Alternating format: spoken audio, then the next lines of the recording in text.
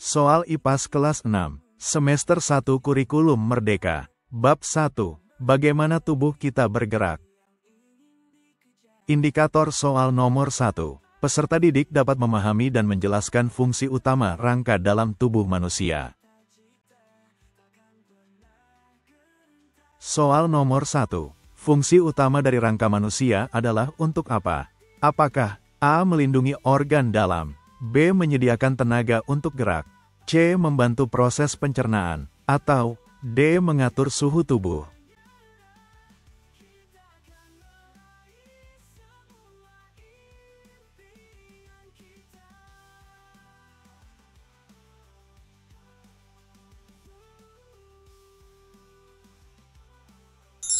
Jawabannya yang A. Indikator soal nomor 2. Peserta didik dapat mengidentifikasi otot yang terlibat dalam aktivitas fisik, seperti melompat. Soal nomor 2. Dalam permainan basket, ketika seseorang melompat, bagian tubuh yang membantu untuk melakukan lompatan adalah apa? Apakah A. Otot perut, B. Otot punggung, C. Otot kaki, atau D. Otot tangan?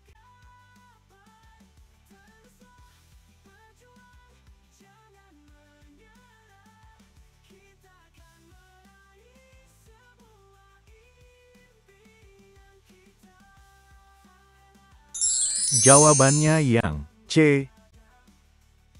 Indikator soal nomor 3. Peserta didik dapat menyebutkan bagian tubuh yang melindungi organ-organ vital seperti jantung dan paru-paru. Soal nomor 3. Bagian tubuh yang melindungi organ-organ seperti jantung dan paru-paru adalah apa? Apakah A. Tulang belakang, B. Tulang tengkorak, C. Tulang rusuk, atau D. Tulang panggul?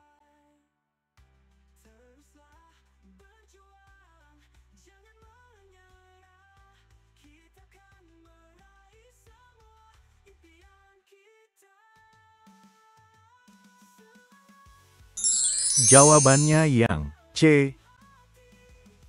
Indikator soal nomor 4. Peserta didik dapat memahami dan mengenali jenis sendi yang memungkinkan gerakan seperti membuka dan menutup pintu.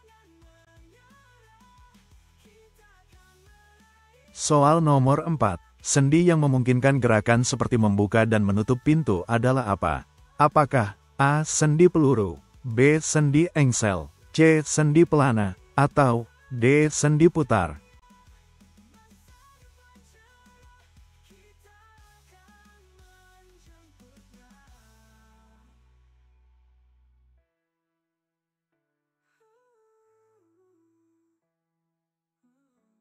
Jawabannya yang B.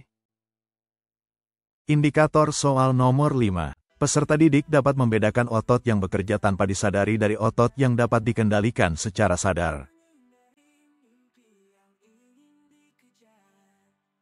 Soal nomor 5. Otot yang tidak bisa dikendalikan secara sadar dan berfungsi untuk mengatur fungsi organ internal adalah apa? Apakah A. Otot polos, B. Otot lurik, C. Otot rangka, atau D. Otot jantung?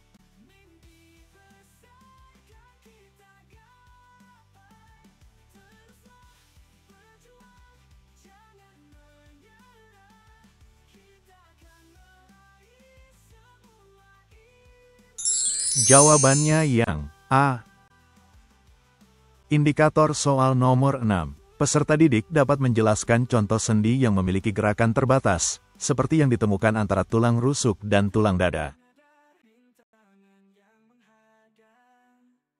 Soal nomor 6. Berikut ini adalah contoh sendi yang memiliki gerakan terbatas dan biasanya ditemukan antara tulang rusuk dan tulang dada, yaitu apa? Apakah A. Sendi pelana, B. Sendi putar, C. Sendi geser, atau D. Sendi sinartrosis?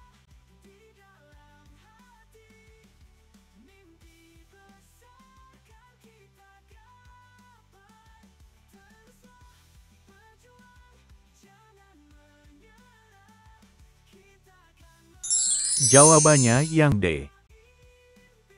Indikator soal nomor 7.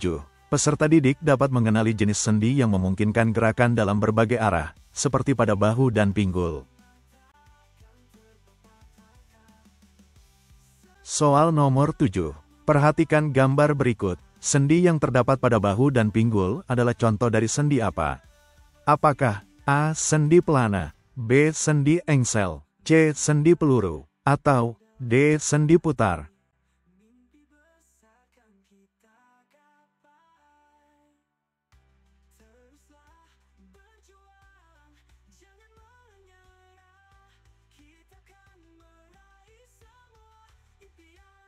Jawabannya yang C. Indikator soal nomor 8. Peserta didik dapat memahami sifat ekstensibilitas pada otot dan artinya. Soal nomor 8. Sifat ekstensibilitas pada otot berarti otot dapat apa? Apakah A. Menjadi lebih pendek saat berkontraksi, B. Menjadi lebih panjang saat berelaksasi, C. Kembali ke ukuran awal setelah diregangkan, atau D. Berubah bentuk ketika digunakan?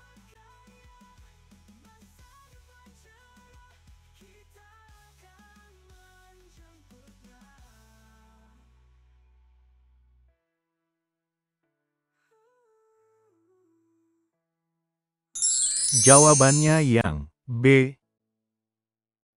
Indikator soal nomor 9. Peserta didik dapat mengenali otot dengan bentuk gelondong yang ditemukan di dinding organ-organ internal. Soal nomor 9. Otot yang bentuknya gelondong dan ditemukan di dinding organ-organ internal seperti perut adalah apa? Apakah A. Otot polos, B. Otot lurik, C. Otot jantung, atau D. Otot rangka?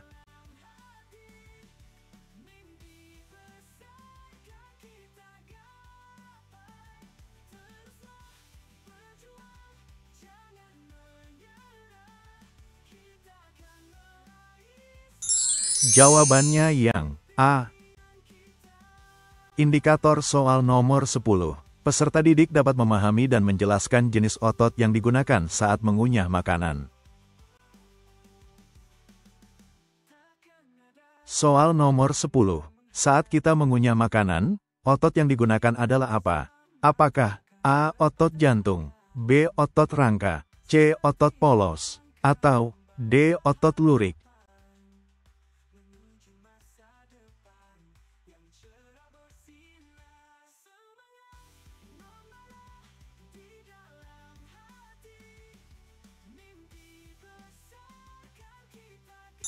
Jawabannya yang B. Indikator soal nomor 11. Peserta didik dapat mengidentifikasi dan menyebutkan bagian-bagian dari sistem saraf pusat dan sistem saraf tepi. Soal nomor 11. Perhatikan gambar berikut. Sistem saraf manusia terdiri dari beberapa bagian. Bagian berikut ini termasuk dalam sistem saraf pusat, kecuali apa? Apakah A. Otak, B. Sumsum tulang belakang, C. Saraf kranial, atau D. Saraf spinal?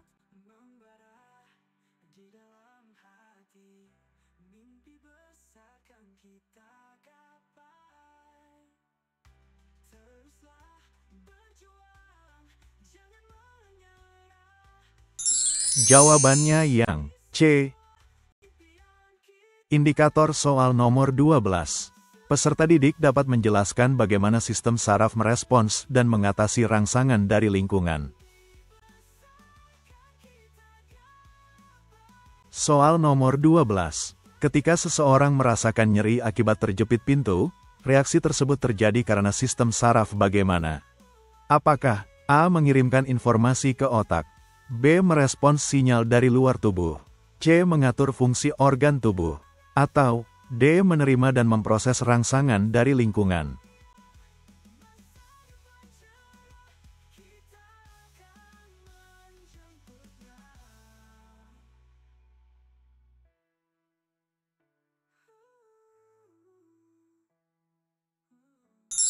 Jawabannya yang B. Indikator soal nomor 13. Peserta didik dapat mengidentifikasi bagian-bagian sistem saraf berdasarkan gambar atau ilustrasi yang disediakan. Soal nomor 13. Tanda X pada gambar menunjukkan bagian dari sistem saraf yang dikenal sebagai apa? Apakah A. Otak, B. Sel-sel saraf, C. Sumsum tulang belakang, atau D. Sumsum tulang dada?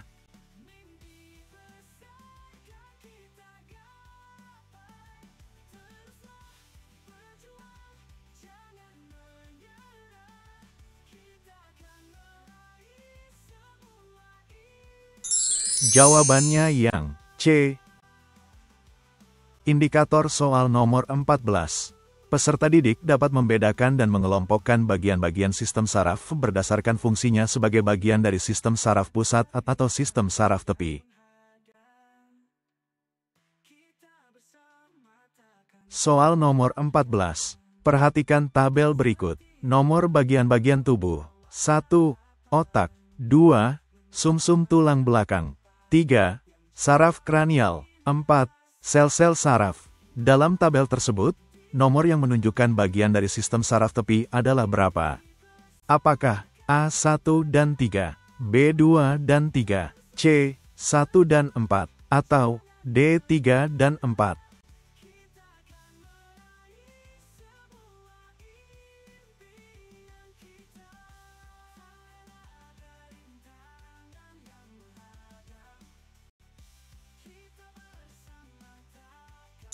Jawabannya yang D.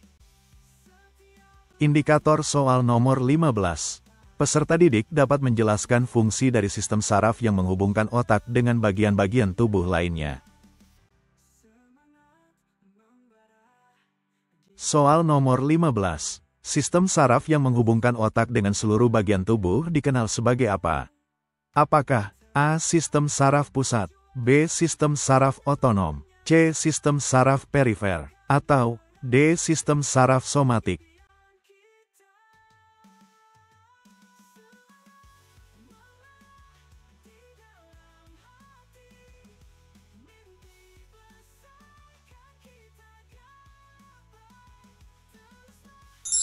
Jawabannya yang C. Indikator soal nomor 16. Peserta didik dapat menggambarkan bagaimana sistem saraf merespons rangsangan dengan cepat dan otomatis. Soal nomor 16. Reaksi cepat Yuri ketika tangannya terkena wajan panas menunjukkan fungsi sistem saraf yaitu apa? Apakah A. Merespons rangsangan dengan cepat, B. Mengontrol pergerakan organ tubuh, C. Mengirimkan sinyal ke otak, atau D. Menjaga keseimbangan tubuh?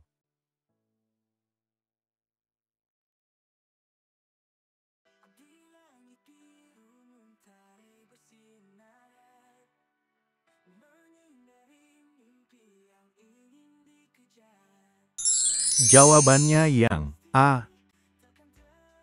Indikator soal nomor 17. Peserta didik dapat mengidentifikasi fungsi dari sistem saraf otonom dalam mengatur fungsi tubuh yang tidak disadari. Soal nomor 17. Sistem saraf otonom mengendalikan aktivitas tubuh yang tidak disadari, seperti apa? Apakah A. Pergerakan otot skeletal, B. Kontraksi jantung, C. Koordinasi tangan dan mata, atau D. Pengaturan suhu tubuh secara sadar?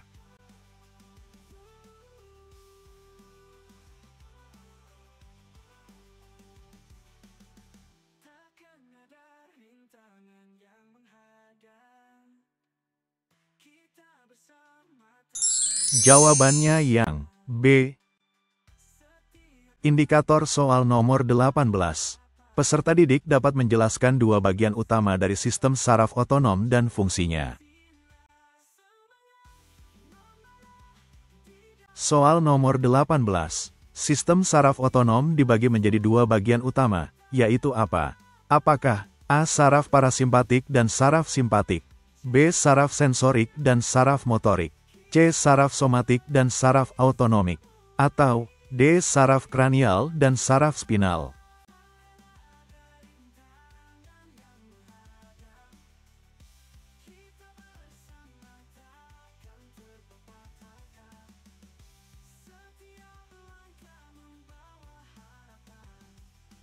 Jawabannya yang A.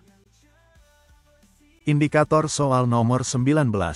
Peserta didik dapat menjelaskan bagaimana saraf simpatik mempengaruhi aktivitas tubuh seperti detak jantung dan peredaran darah. Soal nomor 19. Fungsi dari saraf simpatik adalah apa? Apakah A. Mempercepat detak jantung dan memperluas pembuluh darah? B. Memperlambat detak jantung dan menyempitkan pembuluh darah? C. Merespons nyeri dan rangsangan luar? Atau D. Mengatur gerakan otot voluntari?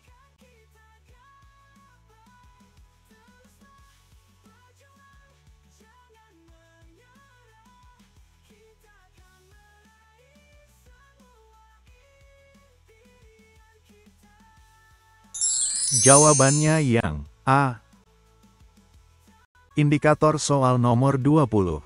Peserta didik dapat menjelaskan peran saraf parasimpatik dalam mengatur fungsi tubuh seperti detak jantung dan pembuluh darah. Soal nomor 20. Sistem saraf yang mengatur penurunan detak jantung dan pengecilan pembuluh darah adalah apa?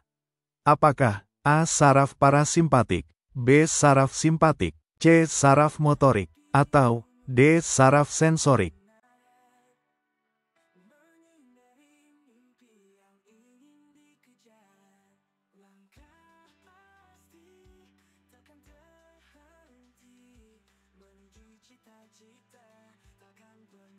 Jawabannya yang A. Indikator soal nomor 21. Peserta didik dapat mengidentifikasi kelainan tulang berdasarkan gambar dan deskripsi, serta memahami dampak posisi duduk yang salah terhadap kesehatan tulang.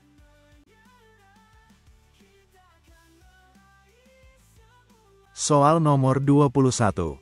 Gambar tersebut menunjukkan kelainan tulang yang disebabkan oleh posisi duduk yang salah. Nama kelainan tersebut adalah apa? Apakah A. Skoliosis, B. Lordosis, C. Kifosis, atau D. Osteoporosis?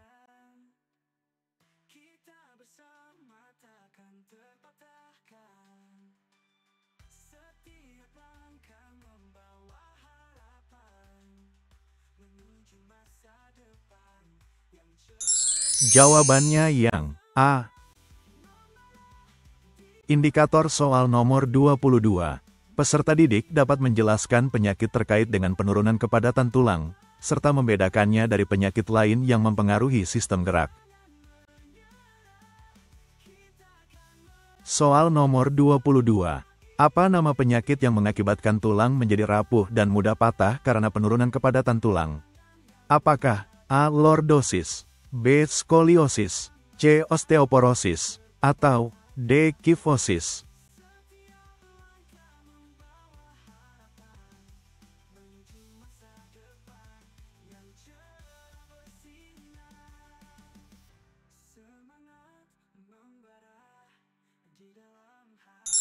Jawabannya yang C. Indikator soal nomor 23. Peserta didik dapat mengidentifikasi gejala penyakit sistem gerak seperti kaku dan sulit bergerak. Soal nomor 23. Jika seseorang mengalami seluruh tubuh terasa kaku dan sulit bergerak, penyakit yang dimaksud adalah apa? Apakah A. Tetanus, B. Osteoartritis, C. Kram, atau D. Skoliosis?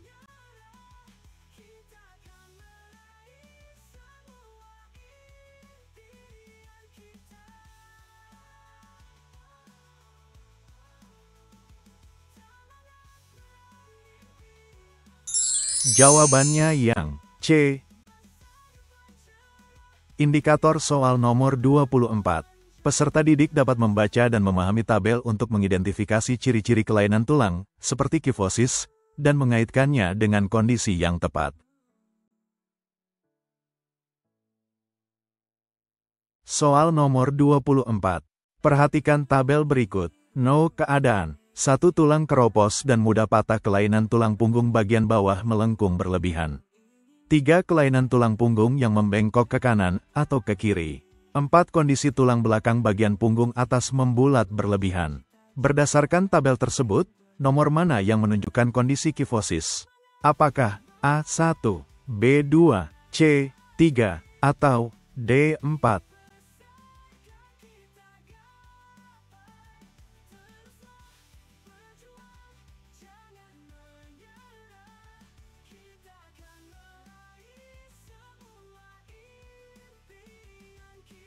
Jawabannya yang D. Indikator soal nomor 25.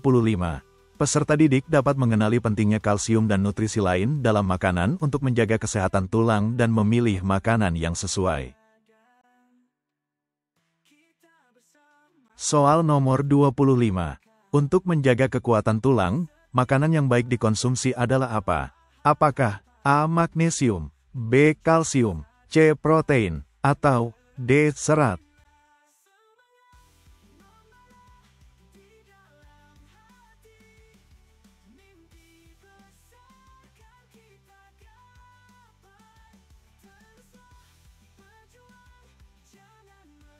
Jawabannya yang B. Indikator soal nomor 26. Peserta didik dapat menjelaskan berbagai penyebab kejang otot dan memahami pencegahan yang tepat untuk menghindari masalah tersebut.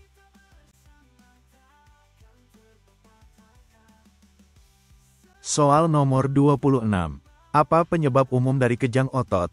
Apakah A. Kekurangan vitamin A, B. Olahraga tanpa pemanasan, C. Kekurangan zat besi, atau D. Posisi tidur yang salah?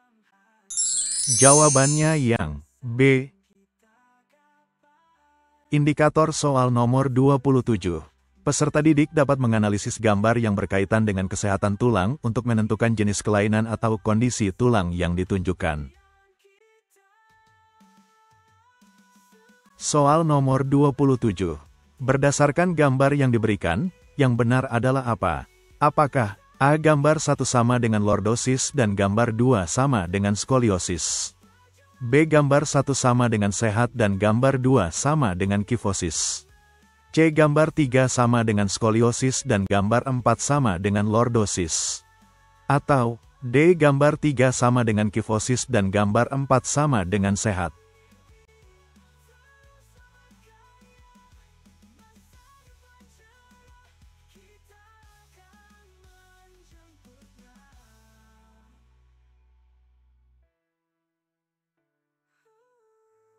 Jawabannya yang B. Indikator soal nomor 28. Peserta didik dapat mengidentifikasi jenis cedera sistem gerak, seperti terkilir, berdasarkan situasi yang dijelaskan dan memberikan penanganan awal yang tepat. Soal nomor 28. Jika seseorang terjatuh dengan pergelangan kaki berputar, maka ia berisiko mengalami apa? Apakah A. Terkilir, B. Osteoporosis, C. Tetanus, atau D. Kifosis?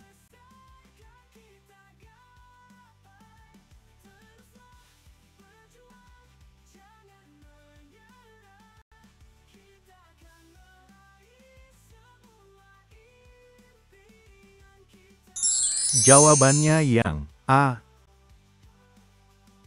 Indikator soal nomor 29. Peserta didik dapat menilai kebiasaan yang baik dan buruk untuk kesehatan tulang, serta menerapkan kebiasaan positif dalam kehidupan sehari-hari. Soal nomor 29. Kebiasaan positif untuk kesehatan tulang adalah apa? Apakah A. Sering berbaring tanpa bergerak, B. Menghindari makanan tinggi kalsium, C. Berjemur di pagi hari, atau D. Sering duduk membungkuk?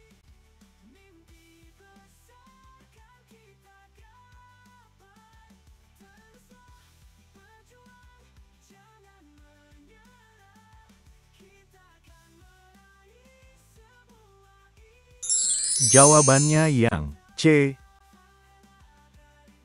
Indikator soal nomor 30.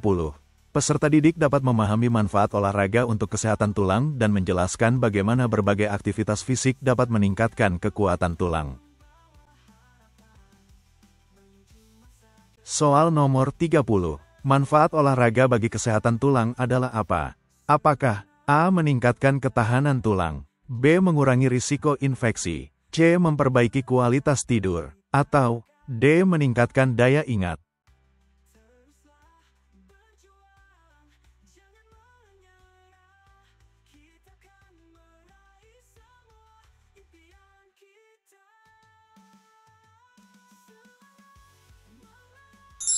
Jawabannya yang A. Terima kasih. Wassalamualaikum warahmatullahi wabarakatuh.